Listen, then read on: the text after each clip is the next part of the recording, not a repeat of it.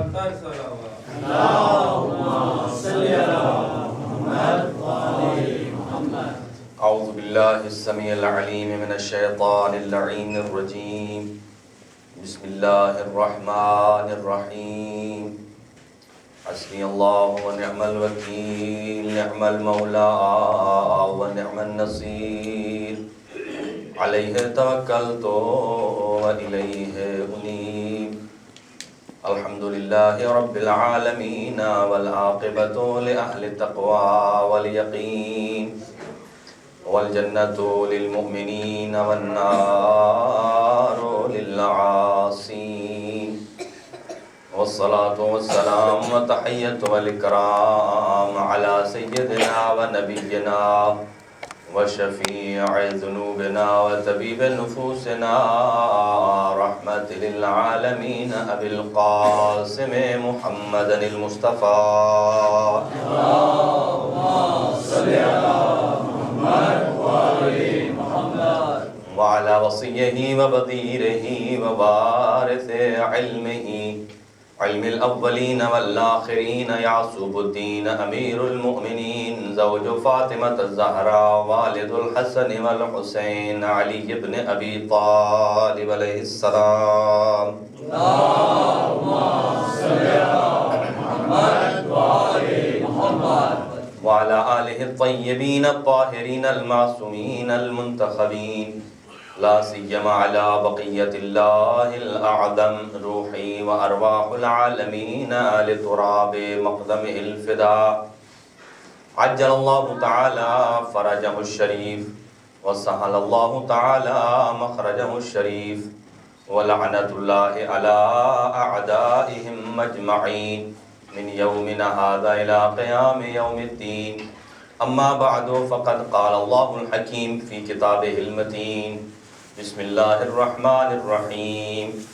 ومن جاء بالحسنة فله خير منها وهم من فزع يومئذ آمنون. ومن جاء بالسيئة فكبت وجوههم في النار. صدق الله العلي العظيم. اللهم صل على محمد وآل محمد. سامعین گرامی، قدر دعا ہے اللہ تعالیٰ بحق محمد و اہل بیت محمد تمام مومنین اور مومنات کے حوائج شرعیہ کو پورا فرمائے، اور جنہوں نے ہمارے ذمہ خاص طور سے دعائیں لگا رکھی ہیں ان کی دعاؤں کو مستجاب فرمائے، اور جو دور دراز قرب و جوار سے تشریف لائے ہیں اللہ مولا حسین بادشاہ کی والدہ سیدہ فاطمہ الزہرا سلام اللہ علیہا ان کو اپنی بارگاہ میں آنا شرف قبولیت عطا فرمائے، حاضرین کے صغیرہ اور کبیرہ گناہ معاف فرمائے. یہ دنیا ظلم و جور سے بھر چکی ہے، وارث نبوت کے ظہور میں تعجیل فرما، اور اس کائنات کو عدل و انصاف سے پر فرما. قلب ناظرین حضرت حجت ابن الحسن عسکری علیہ السلام کو ہماری جانب سے راضی و خوشنود فرما. اور سید محسن کاظمی صاحب کے چچا انتقال کر گئے ہیں، اور برادر عامر صاحب کی دادی، خاص طور سے مرحومین کے درجات کی بلندی کے لیے ایک مرتبہ سورہ فاتحہ کی درخواست ہے.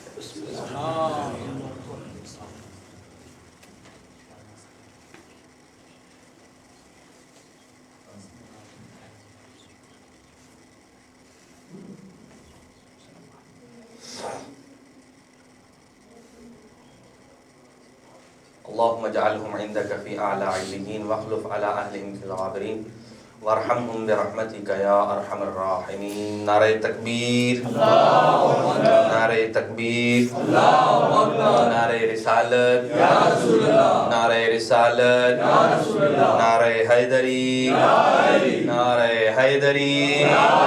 ایک صلوات مرحمت فرمائیے.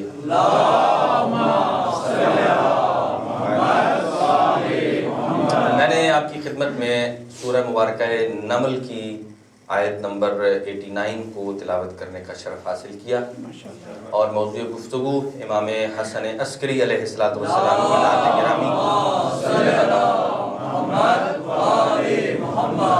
آپ کی ذات گرامی، آپ کے فضائل، آپ کے مناقب اور آپ کے مصائب. اور آج چونکہ دو مناسبتیں ہیں، اس میں ایک 8 ربیع الاول کو یہ اسیران کربلا کا قافلہ بھی دوبارہ مدینہ پہنچا ہے، اور مدینہ کی پہنچ کی بھی ایک خاص مناسبت ہے۔ چنانچہ کوشش کروں گا کہ دونوں مصائب کا خلاصہ پیش کر سکوں۔ مسائل تو کافی مصائب طولانی ہیں، لیکن پورے اس 2 مہینے 8 دن میں کوشش یہ ہوتی ہے کہ ہر مصائب کو اس تاریخ کے مطابق پڑھا جائے، تاکہ آنے والے ہر نوجوان کو پتہ چلے کہ ہر دن کی مصیبت کیا ہے اور اس کا اجر و ثواب کیا ہے۔ ارشاد خداوندی ہے کہ من جاء بالحسنۃ، یہ روز محشر کے بارے میں ارشاد خداوندی ہے کہ جو آدمی قیامت والے دن ایک نیکی لائے گا، من جاء بالحسنۃ، جو ایک نیکی لائے گا، اللہ فرماتا ہے کہ وہ اس ایک نیکی کے بدلے میں فَلَهُمْ خَيْرٌ مِّنْهَا، اللہ اس سے بہتر اسے عطا کرے۔ اور پھر فرمایا کہ اس ایک نیکی کے صدقے میں وَهُمْ مِّن فَزَعٍ يَوْمَئِذٍ آمِنُونَ، روز حشر کی جزا اور فضا، یہ لفظ بڑے سخت ہیں۔ جزا اور فضا اس چیخ و پکار کو کہتے ہیں جو خوف کی وجہ سے آدمی سے نکلتی، کیونکہ محشر کے میدان میں ہر بندہ چیخ رہا ہوگا، نفسا نفسی کا عالم ہوگا، باپ بیٹے کو نہیں پہچانے گا، بیٹا باپ کو نہیں پہچانے گا۔ اور اسی محشر کے میدان کی ایک حدیث مبارکہ ہے جو آپ صلی اللہ علیہ وآلہ وسلم نے ارشاد فرمائی کہ یا علی انت اخی فی الدنیا والآخرہ، یا علی باقی سارے دنیا تک بھائی بھائی ہیں، دنیا سے جیسے ہی آنکھیں بند ہوں گی بھائی بھائی کو بھول جائے گا، باپ بیٹے کو بھول جائے گا، لیکن انت اخی فی الدنیا والآخرہ، تو جیسے آج دنیا میں میرا بھائی ہے، آخرت میں بھی یہ شرف اللہ نے تجھے عطا کیا۔ اور اس کے قرآن حکیم میں دلائل بھی ہیں، لیکن اس طرف میں آج جانا نہیں چاہتا۔ اللہ تعالیٰ نے ارشاد فرمایا کہ جو یہ ایک نیکی لائے گا، اب اس نیکی کو تلاش کرنا ہے۔ قیامت والے دن وہ ایک خوف، ایک ہراس، جیسے آپ نے دیکھا کہ ایک ایکسیڈنٹ پاکستان میں ہوا ہے، ایک PIA کا جہاز گر گیا، اور جیسے ہی یہ حادثہ ہوتا ہے، لوگ حادثے پر جب ٹیمیں پہنچتی ہیں، رضاکار پہنچتے ہیں، لیکن وہاں ایک چیخ و پکار عجیب ہوتی ہے۔ یہ تو چلے ایسا حادثہ ہے کہ جو گرتے وقت ہی سارے کے سارے جو ہیں وہ فوت ہو گئے ہیں، لیکن اگر کار ایکسیڈنٹ ہو، بس ایکسیڈنٹ ہو، جو امدادی کاروائیوں والے پہنچتے ہیں وہ دیکھتے ہیں کہ جو بے ہوش ہے وہ تو بے ہوش ہے، جو جان میں ہوتا ہے، ہوش و حواس میں ہوتا ہے، ظاہر ہے کسی کی بازو ٹوٹا، کسی کی ٹانگ ٹوٹی، وہ ایک خاص آہ و بکا ہوتی ہے، یا آپ ہاسپٹل کی ایمرجنسی میں چلے جائیں تو وہاں آدمی اللہ سے دعا کرتا ہے خدایا مجھے کبھی ہسپتال نہ دکھا، اور اللہ ایسا ہی کرے کبھی کسی مومن کو ہسپتال کا رخ نہ کرائے، اپنے خزانے سے انہیں شفا عطا فرمائے۔ وَهُمْ مِنْ فَزَعٍ، یہ فضا اس کیفیت کو کہتے ہیں کہ اپنے اندر ڈر خوف بھلے نہ ہو، لیکن دوسروں کو خوف زدہ دیکھ کر خود خوف زدہ ہو جانا، کہ جس کے پاس یہ ایک نیکی ہوگی وہ قیامت کے ہولناک اور خوفناک ماحول سے بچ جائے۔ اور پھر فرمایا وَمَنْ جَاءَ بِالسَّيِّئَةِ، جو ایک برائی لے کر آئے گا، فَكُبَّتْ وُجُوهُهُمْ فِي النَّارِ، تو اس کا سر پکڑ کر جہنم میں جھونکا جائے۔ جیسے تندور جل رہا ہو نا، آپ کو معلوم ہے کہ تندورچی جو ہوتا ہے وہ کتنی مشکل سے اپنے بالوں کو بچاتا ہے، چہرے کو بچاتا ہے، ظاہر آگ دہک رہی ہے، ہاتھوں سے کام کرتا ہے اور اپنے چہرے کو بچاتا ہے، بعض اوقات وہ جل بھی جاتے ہیں۔ کہا کہ جو یہ برائی لے کر آئے گا اس کو جہنم میں جھونکا جائے گا، اور اس کی جلن سے احساس ہوگا کہ اس کی ایک جھونک اتنا جلا رہی ہے تو آگے عذاب جہنم کیا ہوگا۔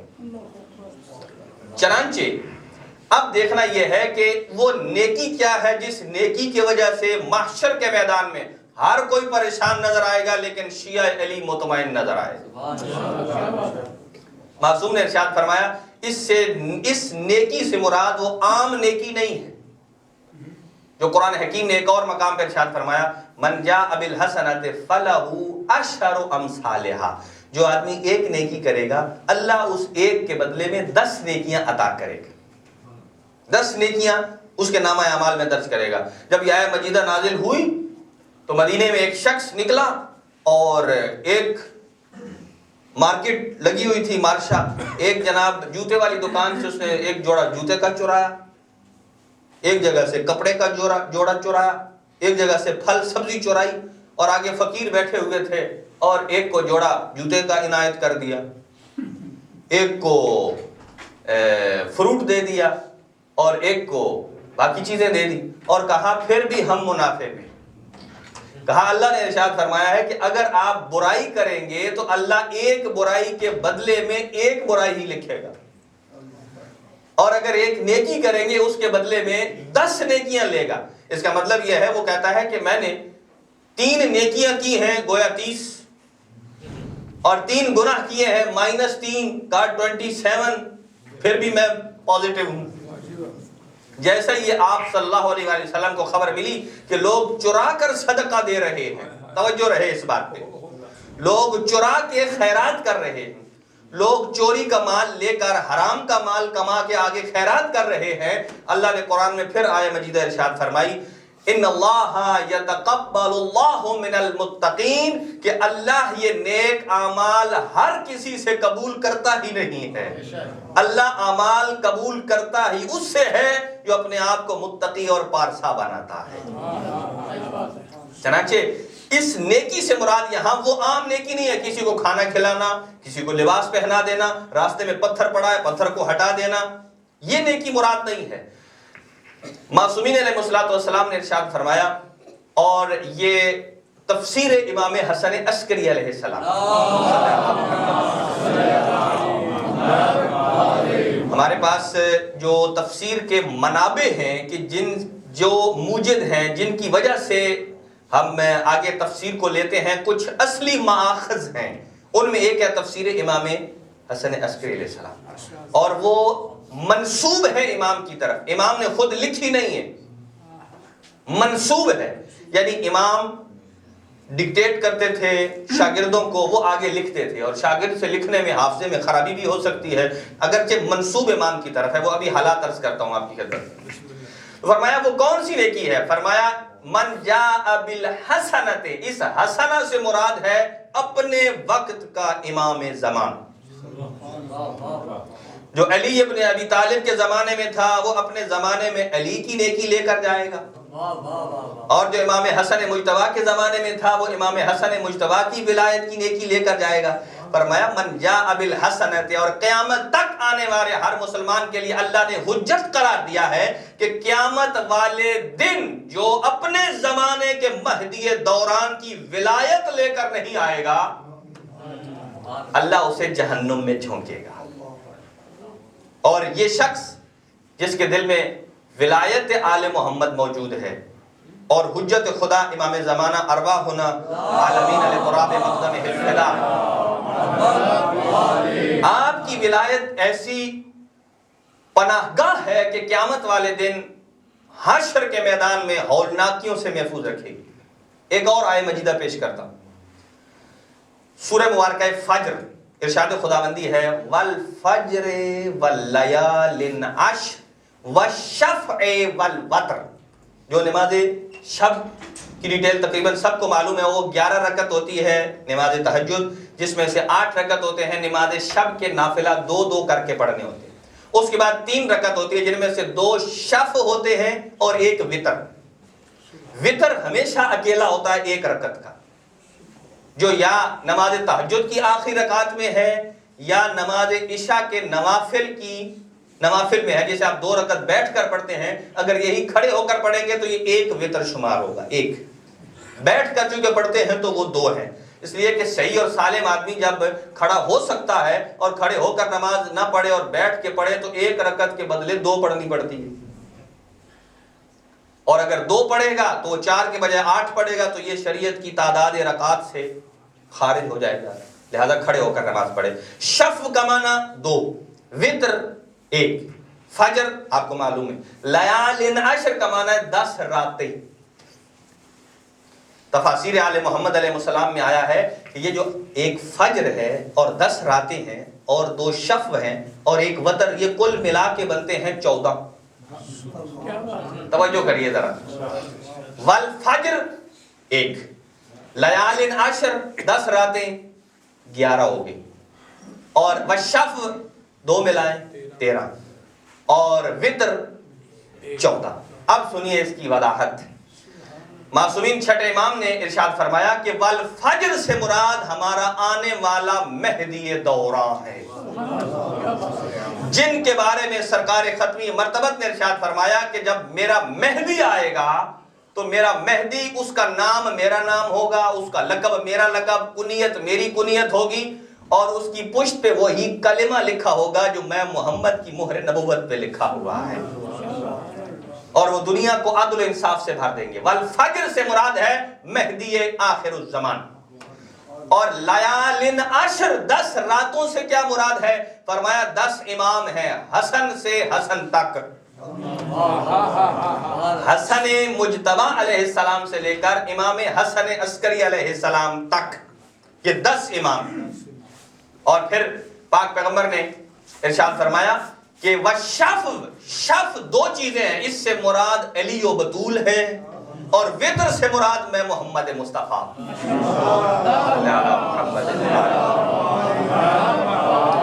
اور فرمایا آپ نے والفجر مہدی آخر الزمان، لیالن عشر امام حسن مجتبی سے لے کر امام حسن عسکری علیہ السلام تک 10 ائمہ، اور شف سے مراد علی و بطول علیہ السلام، اور وطر سے مراد فرمایا میں محمد مصطفیٰ۔ چہاردہ معصومین علیہ السلام کا تعارف قرآن کے ہر ورقے میں موجود ہے، اور اسپیشل جن کا میں آج تذکرہ کرنے والا ہوں امام حسن عسکری علیہ السلام۔ یہ جو 3 امام گزرے ہیں ہمارے، 9ویں امام، 10ویں امام اور 11ویں امام، ان تینوں ائمہ کی ظاہری حیات طیبہ بڑی تھوڑی ہے۔ امام محمد تقی علیہ السلام 25 سال کی زندگی، اور حضرت علی نقی علیہ السلام 41 ایئرس، کتنی ہوتی ہے؟ 41 سال کا آدمی جوان ہوتا ہے، اور خود امام حسن عسکری علیہ السلام کی ٹوٹل عمر ہے، آپ بلیف نہیں کریں گے، 28 سال۔ اچھا، دنیا خائف کیوں تھی؟ دنیا اس خوف میں مبتلا تھی اس لیے کہ چاہے دنیا کی زمام ہمارے ہاتھ میں ہو، حکومت ہمارے ہاتھ میں ہو، لیکن حکم بھی ان کا چلتا ہے، سکہ بھی ان کا چلتا ہے۔ ہم لوگوں کے بدنوں پر تو حکومت کرتے ہیں، لیکن لوگوں کے دلوں پر اگر کسی کی حکومت ہے تو وہ سوائے آل محمد کے اور کوئی نہیں،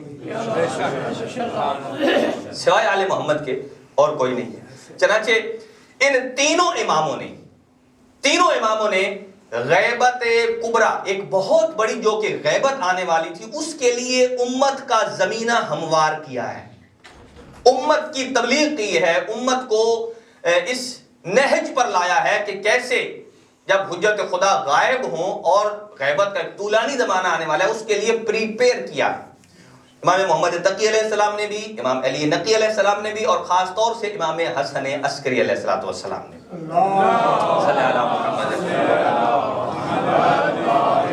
اور امام حسن عسکری علیہ السلام 28 سالہ عمر میں 6 سالہ دور امامت ہے، اور بالکل آپ جاسوسوں کے سائے میں رہتے تھے، گھر میں بھی جاسوس، باہر بھی جاسوس، اور گھر میں اچھا معتمد عباسی جو ہے وہ امام کا قاتل ہے۔ متوکل کے زمانے میں امام دنیا میں آئے، چنانچہ جتنے ہی عباسی خلیفہ گزرے ہیں ان کو خوف اس بات کا تھا کہ حدیث سے پیغمبر تو انہیں یاد ہے کہ آپ نے ارشاد فرمایا کہ میرے 12 امام جو ہیں وہ ان میں سے 12واں مہدی آخر الزمان ہوگا، اور 11 کی ترتیب تو بنو امیہ کو بھی پتا ہے اور بنو عباس کو بھی پتا ہے۔ کہا جب 11 فٹ بیٹھ گئے ہیں تو 12واں بھی تو اسی میں آئے گا۔ اچھا، اس یقین کی بنا پر اس نے جاسوس چھوڑے تھے، کس لیے کہ اگر آثار حمل ظاہر ہوں، ختم کروا دیے جائیں کہ نہ حجت خدا آئے اور نہ ہماری حکومت کا تختہ الٹے۔ لیکن اسے نہیں معلوم تھا کہ نمرود نے بھی بڑے بچے مروائے، لیکن جسے آنا ہے ابراہیم آ کے رہا، موسیٰ نے بڑے بچے فرعون نے بڑے بچے مروائے، لیکن جسے آنا ہے اللہ بھیج کے رہتا ہے۔ لیکن مہدی دوران نے بھی جب آنا تھا آثار حمل تھے ہی نہیں، بڑے جاسوس کنیزوں کی شکل میں گھر دیکھتے تھے آ کر، اور باہر دوسرے جاسوس ہوتے تھے۔ چنانچہ امام غیبت کے لیے امام نے وکلا کا ایک جال پھیلایا تھا یہ وکیل نہیں جو ایڈوکیٹ ہوتے ہیں، وکیل جو امامت کا نائب ہے، کسی کا کیس لڑنے والا نہیں، یعنی جسے امام اپنا نائب اور وکیل بنائے، تو جا اور فلاں منطقے میں فلاں علاقے میں جا کر تبلیغ دین کرو، اور وہاں سے جو ہم آل محمد کا خمس ملے وہ لے کر اور ہم تک پہنچاؤ۔ یعنی یہ جو دنیا میں نظام خمس کے نمائندگان ہیں، یہ امام حسن عسکری علیہ السلام کی ایجاد ہے۔ اور آپ نے ایک آپ کا نمائندہ قم میں تھا، اور ہر جگہ پر امام حسن عسکری علیہ السلام نے حجت خدا کا تعارف کروایا۔ دیکھیے کہ امام 260 ہجری میں امام حسن عسکری علیہ السلام کی شہادت ہو جاتی ہے، اور امام زمانہ تھے 5 سال کے، اور جب بھی تعارف کروایا تو حجت خدا کا تعارف کروایا۔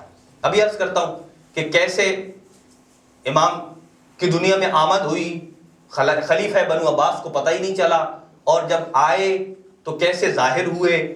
یہ ایک بہت علامہ مجلسی نے گہری روایات لکھی ہیں۔ چنانچہ ہر جگہ حجت خدا کا تعارف کراتے تھے، اور اپنے وکلاء کو خاص طور سے یہ بھیجا، جاؤ اور لوگوں کو بتاؤ کہ حجت خدا جو ہے امام حسن عسکری کے بعد وہ مہدی آخر الزمان ہے۔ صلی اللہ محمد آپ کا ایک وکیل قم میں تھا، اور وہ جب وجوہات لے کر، وجوہات کہتے ہیں خمس کا اموال، وہ لے کر جب امام کے پاس پہنچا تو وہاں کا ایک شیعہ کہتا ہے اگر آپ کی اجازت ہو تو میں بھی آپ کے ساتھ چلوں۔ کہا چلو، کہا میں بھی امام کے پاس جاؤں گا اور خود پوچھوں گا کہ آپ کے بعد، یعنی امام حسن عسکری علیہ السلام کے بعد دنیا میں امام کون ہوگا؟ کیا ہمیں بے مہارا چھوڑ کے جائیں گے؟ چنانچہ وہ ساتھ چلا، المختصر پہنچ گئے۔ کیا دیکھا؟ امام حسن عسکری علیہ السلام تشریف فرمائے اپنے دولت سرا میں، اور تھوڑے سے فاصلے پر 4 سال کا سن تھا اس وقت امام مہدی آخر زمان کا۔ آپ یہاں کسی 4 سال کے بچے کو ذہن میں رکھ لے کہ وہ امام کے پہلو میں بیٹھے تھے، اور جیسے ہی وہ آیا وکیل نے کہا مولا آپ کے لیے کچھ وجوہات اہل قم اور علاقہ نے بھیجی ہیں جو خمس کا مال ہے۔ حضرت نے فرمایا آج خمس کا حساب میں حسن عسکری نہیں دوں گا، جاؤ اور آج میرے اس بچے کے پاس خمس کا حساب دو۔ وہ جو پہلے ساتھ شیعہ آیا تھا وہ پہلے تو حیران ہوگا کہ بچہ کیا حساب لے گا۔ جیسے ہی امام زمانہ کے پاس وہ پہنچے، قریب میں بیٹھے تو 4 تھیلیاں رکھی۔ حضرت نے شیعہ کے دل کا شک دیکھ کرنا، امامت کے بارے میں یقین چاہیے دوستو، اس کے دل میں شک دیکھ کر حضرت نے فرمایا اس تھیلی میں اتنے درہم ہیں اور اتنے دینار ہیں، اور اس میں اتنے درہم اور اتنے دینار ہیں، اس میں اتنے اور اس میں اتنے۔ دیکھ کر وہ حیران ہو گیا کہ یہ بچہ کیسا ہے، ابھی تو ہم نے تھیلی کھولی نہیں ہے۔ بچے کو پہلے ہی پتا ہے۔ حضرت نے فرمایا یہ تیری تھیلی میں نے قبول کر لی خمس کی، اور قبول کر کے یہ لے اتنے پیسے لے جا، واپس جب جانا تو فلان جگہ پر ایک خاتون ہے جس کے یتیم بچے ہیں، یہ مال اس یتیمہ کو دے دینا کہ تمہارے وارث امام وارث زمانہ نے دیا ہے۔ آپ دیکھ لیجئے کہ کیسے امام کی مدد شامل حال ہوتی ہے۔ اسی لیے کہا اگر کوئی یقین سے اپنے امام کو پکارے نا، یا ابا صالح المہدی ادرکنی، اگر کوئی یقین سے پکارے تو معصوم فرماتے ہیں ایک قدم بھی نہیں چلے گا کہ تائید اور عنایات امام زمان اس کے شامل حال ہو جائیں گی، کیونکہ ہمارا بھروسہ مال پہ زیادہ ہے اور امام پہ کم ہے۔ یہ سچی بات ہے۔ چنانچہ کہا یہ اس کو دے دینا، اور کہا دوسری تھیلی، حضرت نے فرمایا اس تھیلی کو میں قبول نہیں کرتا ہوں، کہا یہ لے جاؤ اور اسی ہمارے فلاں شیعہ کو واپس کر دو۔ کہا حضرت وجہ؟ کہا اس لیے اس نے فلاں مومن کا حق غصب کیا ہے، اور غصب شدہ مال سے ہم آل محمد خمس کبھی بھی نہیں لیتے ہیں۔ جاؤ اسے کہو ہم آل محمد کو خمس دینا ہے تو طاہر مال سے دو، پاک و پاکیزہ مال سے دو. ہم وہ نہیں لیتے, لے جاؤ اسے واپس کر دو. اور اسی طرح ایک اور تھیلی دی اور اسے کہا لے جاؤ اسے واپس کر دینا اور فلاں کسی اور مومن کو جا کر. چنانچہ ایک اور تھیلی نکلی, کہا اس کے اندر دیکھو اتنے درہم اور اتنے دینار. اس نے جب تھیلی کو کھولا اور گنتی کی, کہا مولا یہ اتنے نہیں ہیں جتنے آپ نے فرمایا. حضرت نے فرمایا ہونا اتنا ہی چاہیے. پھر گن, کہا جتنے آپ نے بتائے ہیں اتنے بھی نہیں ہیں اور جتنے میں نے بتائے ہیں اتنے بھی نہیں. حضرت نے فرمایا پھر گن. جب پھر گنا کہتا یا ابن رسول اللہ اتنے ہی ہیں جتنے آپ نے بتائے تھے. وکلا کا جال. تو چنانچہ اس شیعہ نے آ کر پوچھا حجت خدا سے کہ آپ کون ہیں؟ آپ نے فرمایا میں ہی وہ مہدی آخر الزمان ہوں جن کے بارے میرے نانا کی سند ہے کہ جب مہدی آئے گا تو دنیا عدل و انصاف سے بھر جائے گی. میں ہی حجت خدا. اس نے قدم بوسی کی, دست بوسی کی اور واپس چلا. چنانچہ امام علیہ السلام خود امام حسن عسکری علیہ السلام نے امام کا تعارف مختلف مقامات پہ کرایا اور پہلا تعارف تو اپنے گھر سے کرایا کہ جب امام کی آمد ہوتی ہے تو بی بی حکیمہ خاتون کہ جن کی قبر اطہر بھی خود امام حسن عسکری علیہ السلام کی قبر کے ساتھ ہے سامرہ میں. اور جو ابھی زائرین گئے ہیں زیارت کر کے آئے ہیں, اللہ تعالیٰ ان کی زیارتوں کو قبول فرمائے. جو نہیں جا سکے کسی وجہ سے اللہ انہیں بار بار زیارتیں نصیب کرے اور اللہ سامرہ کے حالات کو بہتر کرے. حلب کے اچھے ہو رہے ہیں حالات. اور سامرہ میں 3 قبریں ہیں, امام علی النقی علیہ السلام کی, امام حسن عسکری علیہ السلام کی اور بی بی حکیمہ خاتون کی. اور نیچے وہ سرداب بھی موجود ہے کہ جہاں سے امام زمانہ غیبت صغرا میں گئے تھے, غیبت میں گئے تھے, وہ سرداب بھی موجود ہے. چنانچہ جب آپ کی آمد ہوتی ہے فرمایا اے پھوپھی اماں آج آپ گھر مت جائیے گا, آج پاک پیغمبر نے جس مہدی کا وعدہ کیا تھا وہ دنیا میں تشریف لانے والے. چنانچہ بیوی ساری رات سوئی نہیں اور ایک مرتبہ جب حضرت باہر نکلے تو بیوی نے کہا کہ رات تو گزری جا رہی ہے, ابھی تو حجت خدا آئے نہیں. ادھر سے یہ خیال کرنا تھا بیوی کا اور امام حسن عسکری علیہ السلام نے فرمایا پھوپھی اماں شک مت کیجئے, جس نے آنا ہے وہ آئے گا. اس کے بعد بیوی حکیمہ خاتون فرماتی ہیں کہ میں نے دیکھا کہ پورے کمرے میں ایسا نور ساتے ہوا میں نے سمجھا کہ کہیں آگ لگ گئی. اتنا کمرہ روشن ہوا اور اس روشنی ہی روشنی میں جیسے ہی وہ پھر روشنی ایک دفعہ کم ہوئی میں نے کیا دیکھا کہ بی بی نرجس خاتون کے پاس ایک چھوٹا سا بچہ ہے جو سر سجدے میں رکھ کے سبحان ربی الاعلی و بحمدہ کا ذکر کر کے اور دایاں ہاتھ بلند کر کے کہتا ہے اشہد ان لا الہ الا اللہ وحدہ لا شریک لہ واشہد ان محمدا عبدہ ورسولہ واشہد اننی حجت اللہ علی الخلق اجمعین. دنیا میں آئی. چنانچہ بی بی امام زمانہ جب دنیا میں تشریف لا چکے تو بی بی حکیمہ خاتون فرماتی ہے میں نے دیکھا اس کمرے کی چاروں دیواروں پہ نور کے پرندے موجود ہیں. ابھی عربی پڑھنے کا اتنا وقت نہیں ہے کیونکہ آپ ویک ڈے بھی ہے, مجھے اندازہ ہے آپ کی مصروفیت کا, کہ نور کے پرندے وہ ایک پرندہ کبھی اترتا ہے اور حجت خدا کے کان کے ساتھ ہو کر قریب ہو کر پھر پلٹ کے بیٹھ جاتا ہے, پھر پلٹ کے بیٹھ جاتا ہے. چنانچہ پوچھا حکیمہ خاتون نے اے حجت خدا, اے حسن عسکری یہ نور کیا ہے؟ فرمایا یہ نور کے پرندے ہیں. کہا یہ جو نور آتا ہے نا یہ جبرائیل ہے جو نور کی شکل میں آ کر تو مہدی آخر الزمان کے کانوں میں اجازت لیتا ہے کہ کیا میں ابھی داخل ہو جاؤں, اور کبھی آ کر تمام ملائکہ کا سلام پیش کرتا ہے. اور پھر بی بی نے دیکھا کہ حجت خدا موجود نہیں ہے, پریشان ہوئی کہ بچہ کدھر گیا. امام حسن عسکری علیہ السلام نے فرمایا پریشان مت ہوئیے, اسے جبرائیل اپنی حفاظت میں لے گیا ہے اور حفاظت سے لے کے آئے گا.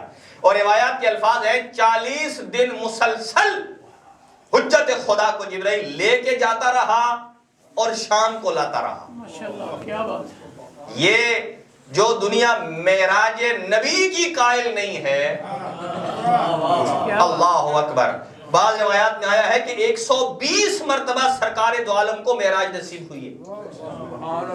دنیا ابھی معراج جسمانی میں کھوئی ہوئی ہے کہ جسمانی نہیں تھی، صرف روحانی تھی۔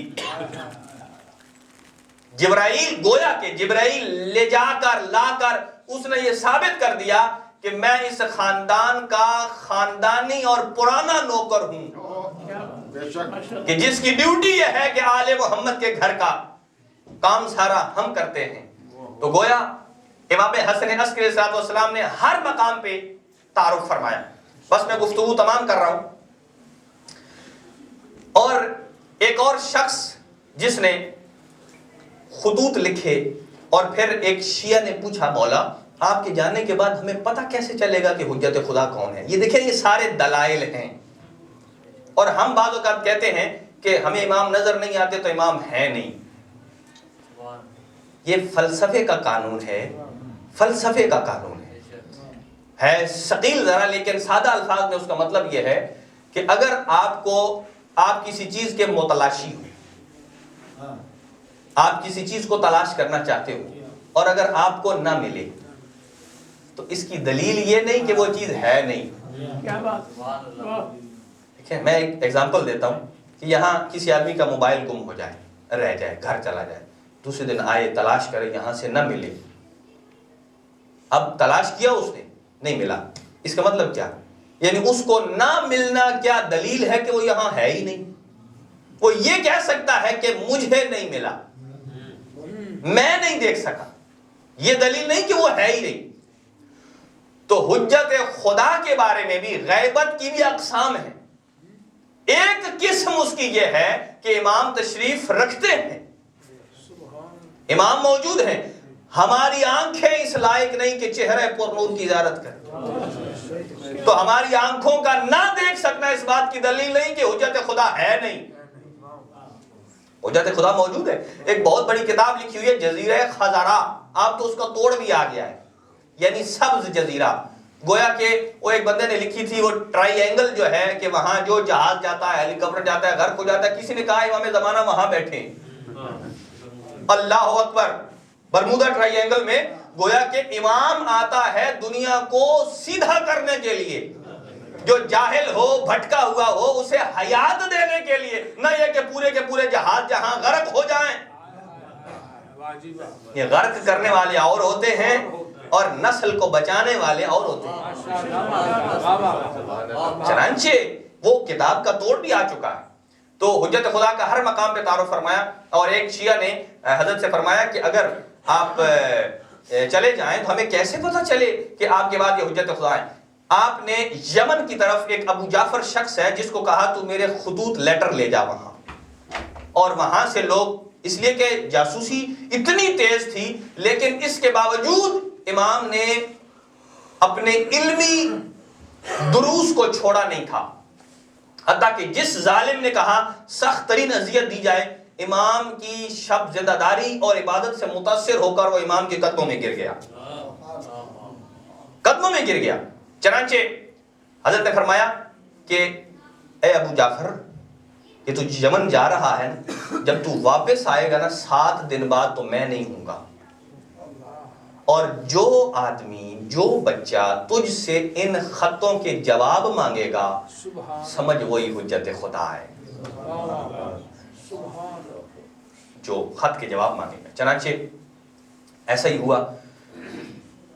بس میں ایک واقعہ عرض کر کے کہ ایک شخص نے، محمد عیاش نام ہے اس کا، نام سے ہی لگ رہا ہے عیاش ہے، بعض نے صحابی لکھا ہے، بعض نے غیر صحابی لکھا ہے، اس نے اپنے امام کا امتحان لیا، کہنے لگا، ایک جگہ تذکرہ چھڑا امام حسن عسکری علیہ السلام کی فضیلت کا، صلی اللہ علیہ وسلم، کہ امام حسن عسکری علیہ السلام بڑے بافضل آدمی ہیں، عالم آل محمد ہیں، آل محمد میں سے جتنے بھی ہیں ہر کوئی اپنے زمانے کا عالم ہے، لیکن اس وقت جو عالم دوران ہیں وہ امام حسن عسکری علیہ السلام ہیں۔ ایک شخص نے کہا اچھا اگر وہ اتنے عالم ہیں اور ہمارے دل کے راز جانتے ہیں، تو اس نے اپنے ہاتھ سے، یعنی کہ اپنے اس قلم سے کہ جس میں سیاہی نہیں تھی، وداؤٹ انک پین جو ہے اس سے لکھا اور خط پہ کچھ لکھ کر اس نے امام کے حوالے کیا، اور جب خط واپس پلٹا تو اس کے دل کی منشا کے مطابق جواب بھی لکھا تھا، اور جواب کے اینڈ پر اس کا اپنا نام بمائے ولدیت بھی لکھا تھا۔ جیسے ہی اسے وہ لیٹر ملا، آمنا وسلمنا، اس نے تسلیم خم کیا اور امام کی امامت کا اقرار کیا۔ اور علامہ ذیشان جوادی صاحب نے لکھا ہے کہ یہ کبھی نہ مانتا امامت کو، صرف اس لیے مانا ہے کہ چونکہ پاک پیغمبر نے فرمایا تھا یا علی لا یحبک الا طاہر الولادہ، یہ خاندان وہ ہے کہ اللہ اس کے دل میں محبت ڈالتا ہی نہیں ہے آل محمد کی جب تک اس کا دل پاک نہ ہو۔ کہا اس کا دل پاک تھا تو دل میں خوف پیدا ہو۔ چنانچہ اور پھر کہا اس کی جو ولدیت میں اگر تھوڑا بالا بھی شک ہوتا نا کبھی ایکسپٹ نہ کرتا، لیکن اس نے ایکوریٹ ولدیت جب دیکھی نا، اسی لیے بہت سارے مقامات پر ائمہ طاہرین نے جب کسی کا شجرہ کھولنا شروع کیا نا، انہوں نے کہا رک جائیے، اس لیے کہ اس سے بڑی ہماری توہین ہوگی۔ تو امام حسن عسکری علیہ السلام کو معتمد نے زہر دیا، صلی اللہ علیہ وسلم۔ امام محمد تقی علیہ السلام کی عمر 25 سال، امام علی نقی علیہ السلام کی 41 سال اور امام حسن عسکری علیہ السلام کی 28 سال عمر ہے۔ اور یہی تو خون کے آنسو رلاتا ہے کہ تاریخ میں لکھا ہے کہ دونوں حسن کو زہر ایک جیسا نہیں ملا۔ جو حسن مجتبی کو زہر ملا وہ زہر حلاہل تھا، اتنا تیز زہر تھا کہ زہر لیتے ہی جگر کے ٹکڑے پارا پارا ہو کر نکلنے لگے۔ لیکن جو حسن عسکری کو زہر ملا، کہا یہ وہ تھا کہ جو رفتہ رفتہ اثر کرے، رفتہ رفتہ اثر کرے۔ اور یہ کیوں دیا؟ ایک مورخ نے لکھا ہے اس لیے تاکہ چونکہ امام زمانہ تھے غائب، کہا آہستہ آہستہ جب باپ تڑپے نا تو جتنا بھی غیرت مند بیٹا ہو، غیرت مند باپ کا غیرت مند بیٹا باپ کو تڑپتے نہیں دیکھ سکتا، وہ پردہ غیب سے نکل کر جب باپ کے سامنے آئیں گے تو ہمیں پتہ چل جائے گا یہ حجت خدا ہے۔ چنانچہ رفتہ رفتہ زہر اثر کرنا شروع کر دیا۔ ایک آپ کا صحابی ہے جس کا نام ہے عقید، غلام بھی ہے، اور ایک مرتبہ عقید سے کہا عقید ایت بالماء، مجھے پانی دے میرا سینہ جل رہا ہے۔ جب پانی مانگا نا اور جیسے ہی ہاتھ آگے کیا اور ہاتھ سے جام چھلکا اور پانی گر پڑا، اور جب پانی گر پڑا نا تو ادھر سے حضرت نے فرمایا اے عقید اب پانی چھوڑ دے، جا ساتھ والے کمرے میں حجت خدا موجود ہے اور میرے بیٹے مہدی کو بلاؤ۔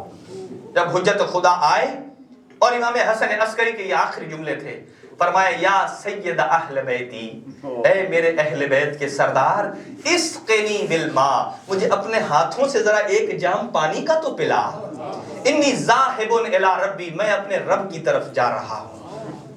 امام زمانہ نے پانی کا جام لیا اور اپنے بابا کو پلایا۔ یہاں میں ایک جملہ عرض کروں گا، اور امام حسن عسکری زاروں کی طرح رونے لگے۔ مقتل نے لکھا ہے کہ امام حسن عسکری کیوں روئے؟ اس لیے کہ یقیناً یہ دیکھ رہے تھے کہ دشمن نے میرے 5 سال کے بچے کو یتیم کر دیا۔ میں کہوں گا مولا امام حسن عسکری، آپ کو علم امامت سے پتہ ہے کہ اللہ آپ کے بیٹے حجت خدا کی حفاظت کرے گا، اور آپ کو علم امامت سے پتہ ہے کہ انہیں کوئی تازیانہ نہیں مارے گا، آپ کو علم امامت سے پتہ ہے کہ انہیں کوئی تماچا نہیں مارے گا، لیکن اس کے باوجود آپ اتنے زاروں کی تار کیوں رو رہے ہیں؟ لیکن ہائے میں قربان، کربلا میں بھی 4 سال کی بچی تھی، اور جب مولا حسین رخصت آخر کے لیے آئے نا تو سکینہ کہتی ہے بابا آپ نے اکبر کو بھی اس کا حصہ دے دیا، اصغر کو بھی دے دیا ہے، اب مجھے بھی حصہ دیجئے۔ کہا اکبر کے حصے میں چھاتی کی برچھی آئی ہے، اصغر کے حصے میں سے شعبہ تیر آیا ہے، اور خود کربلا کی خاک اٹھا کر سکینہ کے سر میں ڈال کر فرماتے بیٹا سکینہ تیرے حصے میں شمر کے تماچے آئیں گے اور خاک کربلا اجرکم علی اللہ۔ اجرکم اللہ، سوائے غم شبیرہ اور غم آل محمد کے کوئی غم عطا نہ فرمائے۔ میں یہاں کہوں گا کہ حجت خدا بڑے خوش قسمت ہیں، اور کون حجت خدا؟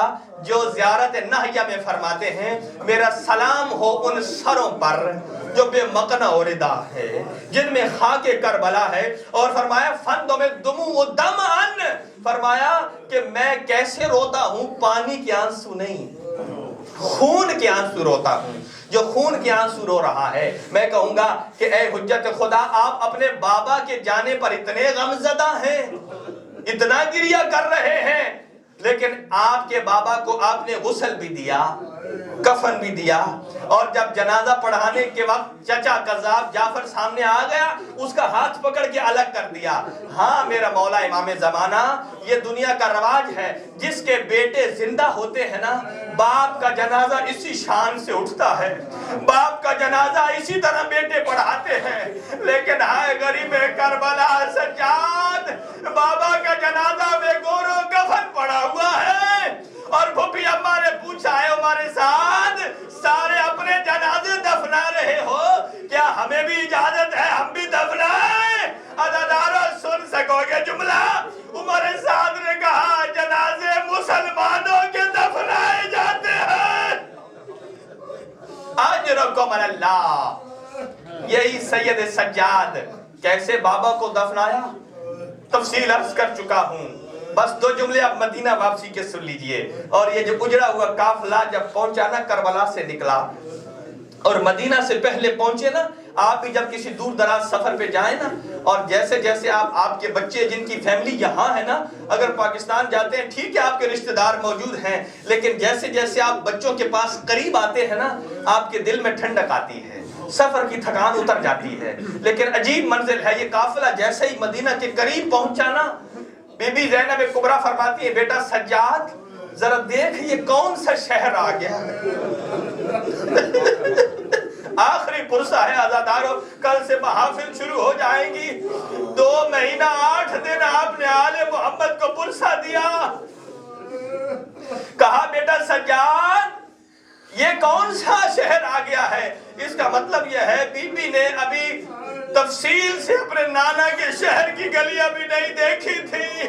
عزادارو قیامت تک اگر شیعہ روتا رہے نا، آل محمد کے دکھوں کا حق ادا نہیں ہوتا۔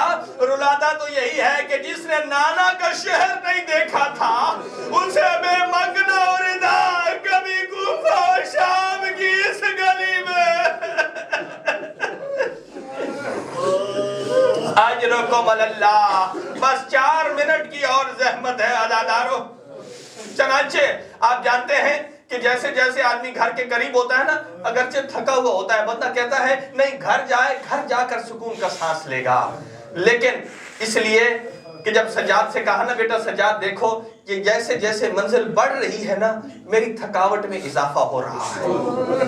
امام سجاد نے وہیں خیمہ لگا دیا، وہیں خیمہ لگا دیا، اور خیمہ لگا کر ایک بشیر ابن جزلم کو بلایا، کہا تیرا باپ شاعر تھا، تو بھی شعر کہہ لیتا ہے؟ کہا جی ہاں۔ کہا جا اور مدینے میں ایک منادی کرا، مسجد النبوی میں منادی کرا دے کہ آل رسول دوبارہ مدینہ پلٹ کر آ گئے۔ اور اس سے پہلے جب پڑاؤ ڈالا نا، میری آقازادی نے ایک جملہ کہا، یا مدینۃ جدنا لا تقبلینا بالحسرات والاحزان جئنا، اے ہمارے نانا کے شہر ہمیں قبول نہ کرنا، ہم جب گئے تھے ہماری جھولیاں آباد تھی، بالحسرات والاحزان جئنا، اب ہماری گودیاں اجڑ گئی ہیں، ہم اجڑ کر گھر آ رہے ہیں۔ چنانچہ کہا بشیر جا منادی لگا۔ چنانچہ بشیر نے آواز لگائی، یا اہل یثرب لا مقام لکم، اے اہل یثرب، یہ سعودیہ تو بعد میں نام پڑا ہے نا، اے اہل یثرب لا مقام لکم، تمہارے لیے رہنے کا کوئی مقام نہیں ہے، اس لیے کہ آل محمد کا لوٹا ہوا قافلہ مدینے کے باہر آ گیا۔ چنانچہ جب یہ آواز بلند کی نا، اور یہ آواز جب بی بی ام البنین کے کانوں تک پہنچی نا، حضرت عباس کا بیٹا فضل ان کو ساتھ لے کر نا ان کے سہارے پر چل کر مسجد نبی میں آئی. کہا بشیر یہ جو تو کہہ رہا ہے منادی ہے آل رسول کہاں ہے؟ تو مجھے اتنا بتا کہ ای الخبر من الحسین، میرے حسین کی کیا خبر ہے؟ کہا قد قتلا، کہا مارا گیا. لیکن اس کے بعد آگے ام البنین نے نہیں پوچھا، لیکن پھر کہا بشیر کہتا ہے آپ کا عباس بھی مارا گیا ہے، آپ کا جعفر بھی مارا گیا ہے. بی بی ام البنین نے کہا ہے بشیر تو نے میرا جگر کباب کر دیا. میں نے نہیں پوچھا میرے عباس کی کیا خبر ہے، مجھے معلوم ہے جب تک میرا عباس زندہ ہے مجھے یقین نہیں آتا کہ میرا حسین مارا جائے گا. لیکن کہا آپ کے بیٹے کے شان قلب ہو گئے تھے. طول تفصیل ہے بس مختصر کر رہا ہوں. چنانچہ بی بی ام البنین بھی آئیں اور حضرت محمد حنفیہ بھی آئے. جب شہر سے باہر مجمع الطرائق میں آئے نا دیکھا دور میں ایک خیمہ لگا ہوا ہے. ایک نحیف سا 24 سال کا جوان ہے، بالکل نحیف سا. ہوا چل رہی ہے اور گرد آلود کپڑے ہوا میں لہرا رہے ہیں. دور سے محمد حنفیہ نے آتے ہوئے ایک جملہ کہا یا ایھا المسافر، اے مسافر من انت، تو کون ہے؟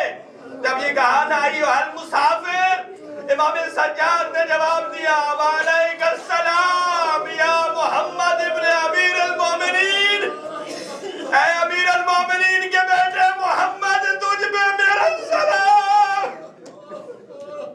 اجرکم علی اللہ. بس 2 جملے سن لیجئے، اگرچہ گلا ساتھ میرا بھی نہیں دے رہا، طبیعت ٹھیک نہیں ہے، لیکن اسی ذکر کے صدقے میں 2 جملے اور سنیے. چنانچہ جب محمد حنفیہ نے یہ نام سنا نا اے امیر المومنین کے بیٹے تجھ پہ سلام، محمد حنفیہ پلٹ کر کہتے ہیں اے نوجوان ذرا ایک مرتبہ پھر مجھے یہ سلام کرنا نا. کہا مدتیں ہو گئی ہے کسی نے امیر المومنین کے لقب سے مجھے پہچانا. کہا تو کون ہے جو مجھے بھی جانتا ہے، میرے بابا امیر المومنین کو بھی جانتا ہے؟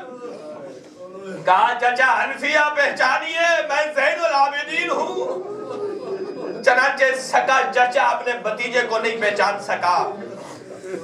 آخر جملہ سن لیجئے التماس سے دعا، اپنی جو حاجت ہے بانیان مجالس حاضرین کی جو حاجت ہے، جو جن کی جھولیاں جو بے اولاد ہے اللہ ان کی جھولیوں کو آباد فرمائے.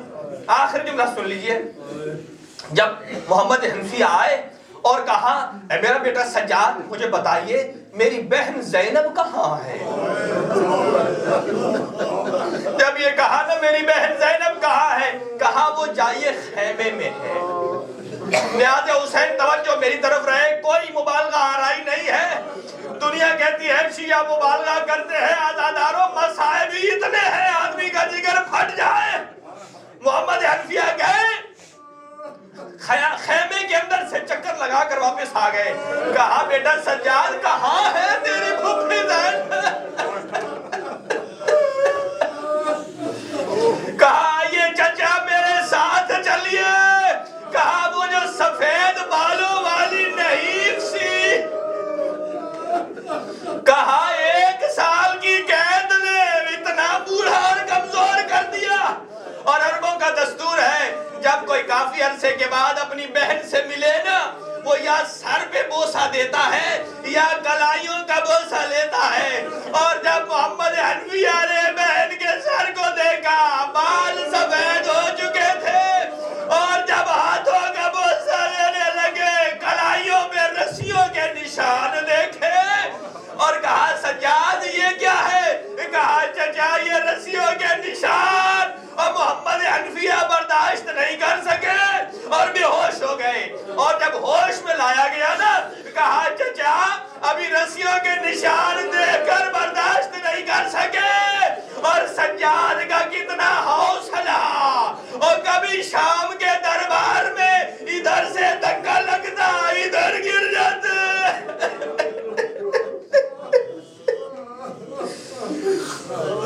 ماتم حسین یا حسین یا حسین